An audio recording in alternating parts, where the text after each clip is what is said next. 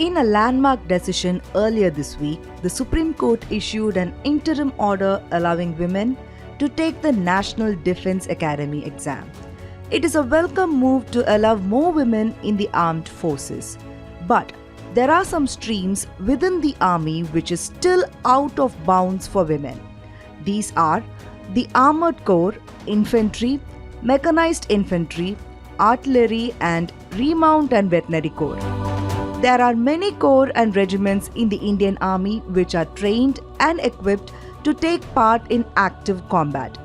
These are known as combat arms. Infantry, Mechanized Infantry, Artillery, and Armored Corps form part of the main combat formations. The Armored Corps are a specialized military organization whose role is to conduct armored warfare. They are equipped with tanks and other armored vehicles. Infantry comprises foot soldiers who are equipped with small arms such as assault rifles, machine guns, and grenades to carry out combat raids on foot, hold strategic positions, defend posts, pickets, and bunkers in forward areas.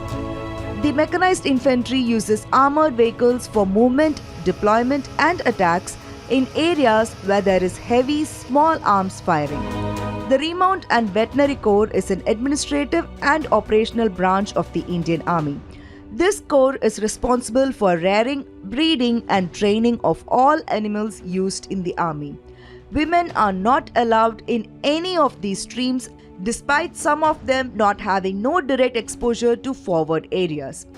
Earlier last year, the centre had argued that women were not suitable for commanding posts in the army because of the concerns over women's vulnerability and fragility. However, the Supreme Court ruled women officers must be given permanent commissions in the army.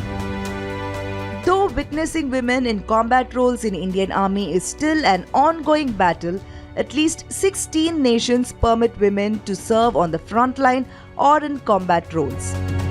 US military women have been serving frontline combat roles since 2016. They are serving in Afghanistan and was part of the US-led intervention in Iraq. Since 1985, women were officially allowed to take up combat roles by Israeli forces. Between 1962 and 2016, 535 women Israeli soldiers were killed in combat. New Zealand has been deploying women in combat roles since 2001. For women aspiring to fight for the Indian Army, the biggest challenge remains the entry into these four main fighting arms battling patriarchy rather than the external enemies that they might face. A Federal Report.